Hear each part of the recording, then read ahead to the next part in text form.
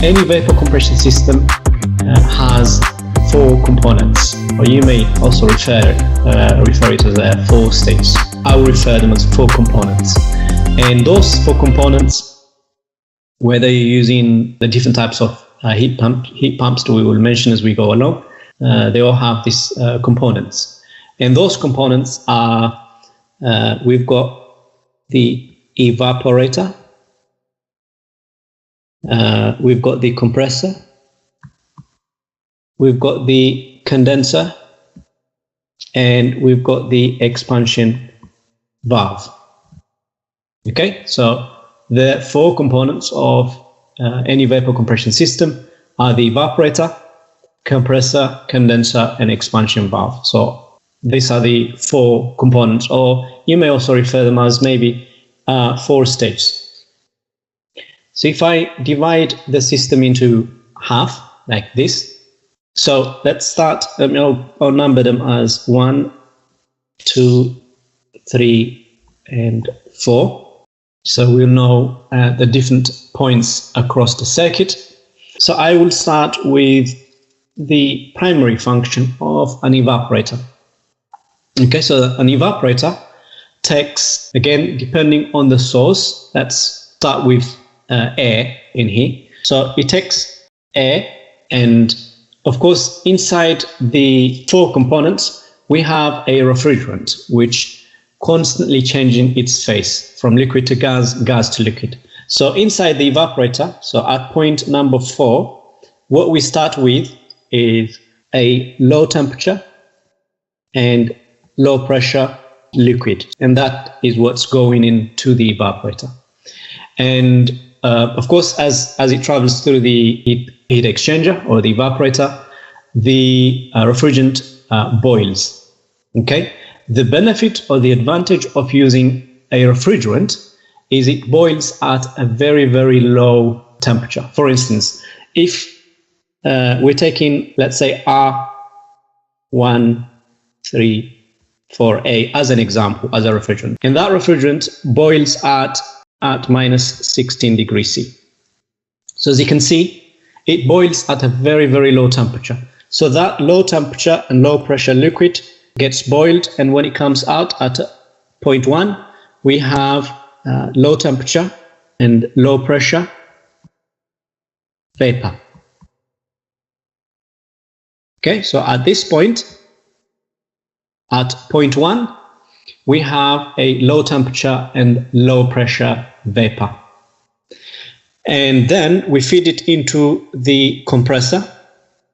Okay, and the function, primary function of any compressor is at this point, or point 1, we have vapor. But that vapor is a very, very low temperature and low pressure.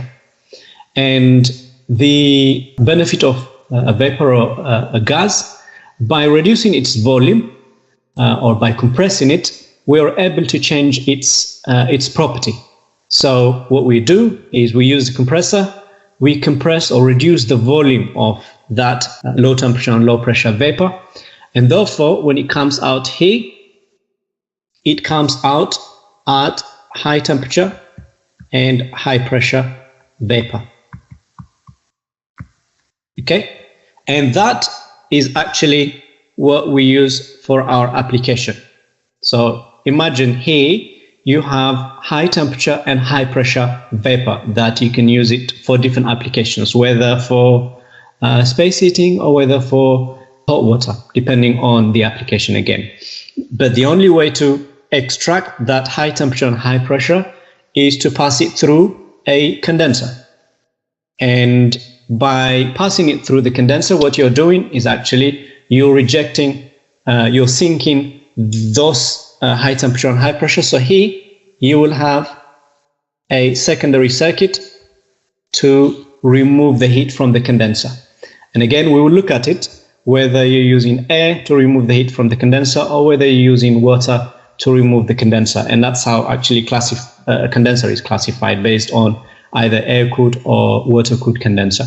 So at this point, we have high temperature and high pressure, and we pass it through a condenser. So as it passes through the heat exchanger, condensation occurs. a condensation.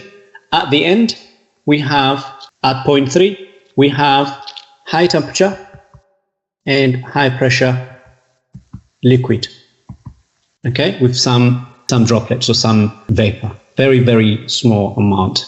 The remaining, of course, using the condenser, you're rejecting it into either air or water. So therefore, you're removing the heat from the condenser.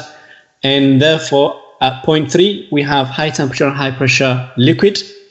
And remember, at point 4, we had low temperature and low pressure.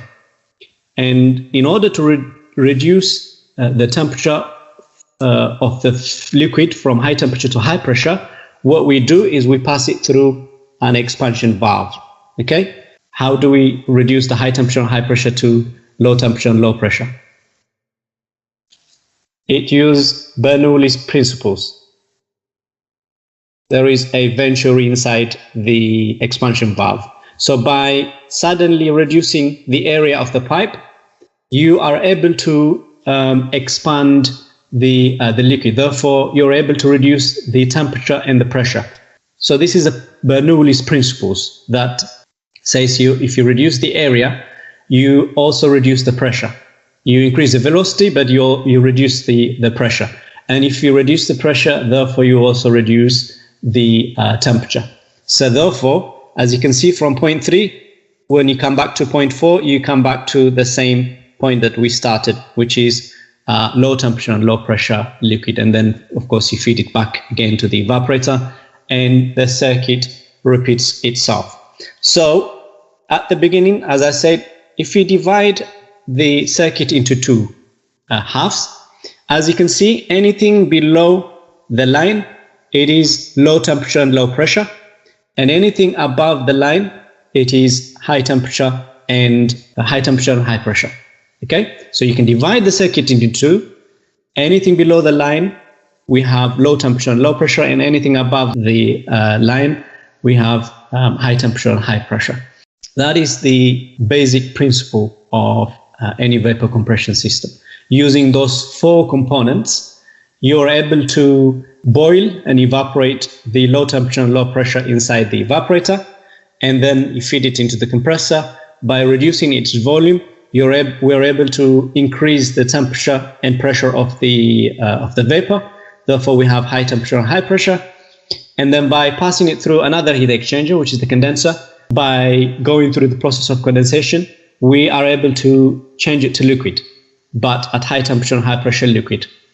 And then by passing that high temperature and high pressure liquid through another expansion valve, and by using Bernoulli's principles, we are able to reduce the temperature and pressure. And at this point, of course, I want to iterate the importance of pressure and temperature and the relationship between the pressure and temperature. If you increase the pressure, you increase the temperature. If you reduce the pressure, you also reduce the pressure. So pressure is important in refrigeration systems. And we will look at them as we go along, how evaporating and condensing pressures also affects the performance of any system. And by monitoring and controlling the pressure of systems, you can play around with the performance of the system. So that's generally how a vapor compression system operates. I'm going to quickly go through some basic terms that you will come across in the refrigeration industry generally, like sensible heat and a latent heat. They both deal with either heat extraction or heat added into material or into any aspects, but one results in the temperature change, only temperature change, and the other one results in state change. Okay, so the sensible heat results in temperature change, as opposed to the latent heat, which results in state change. And a good example of latent heat is ice melting. Some terminologies that we would be using are saturation temperature. This refers to the transition of, so if you boil a water, for instance, the point at which water starts to boil, that transition point, that's where we're referring by saturation temperature. Okay? And we will use terms like evaporation temperature or condensing temperature. We are actually referring to the saturation temperatures. So we will use some of these terminology so you would know what we are referring. So water boils at 100 degrees C, but because the boiling point of water can vary depending on the pressure. Pressure and temperature are directly proportional to each other. And for instance, if you take a water and try to boil it at, let's say, 4,800 meters at a pressure of 0.56 bar, the water boils at 83 degrees C. So as you can see, not 100, the one that we always say, depending on the pressure, water can also boil at 83 degrees C. So what I wanted to highlight here is the relationship between pressure and temperature.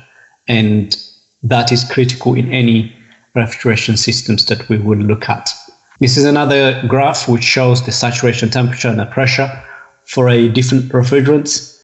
So any refrigerant would have a saturation temperature, and the pressure also relates to that specific saturation temperature. Other terms that we will come across or we use is the superheated vapor. And the superheated vapor is referring to the temperature above the saturation temperature. And we can actually calculate our degree of superheat based on, so degree of superheat is equal to actual temperature minus Tsat. One example that I just gave you here is we have a water boiling. Of course, the steam is at 100 degrees C and the superheated steam temperature is 120 degrees C. What is the saturation temperature and what is the degree of superheat? TA is 120 degrees C, and therefore degree of superheat is 120 minus 100, which is 20 degrees C. So superheat, again, we will use it when we define our pH chart. What a superheat region, where our superheat region lies. And the next one, similar to the superheat, is the subcooling. Again, this is the other opposite end of boiling, which is the cooling. So this is referring to a liquid at any temperature below its saturation temperature. And we can calculate the degree of subcooling. Degree of subcooling is the Tsat minus T actual. Other terms that we will use is enthalpy and entropy. One deals with the heat content of the fluid, and the other one deals with efficiency of a process. The entropy tends to be a complex property,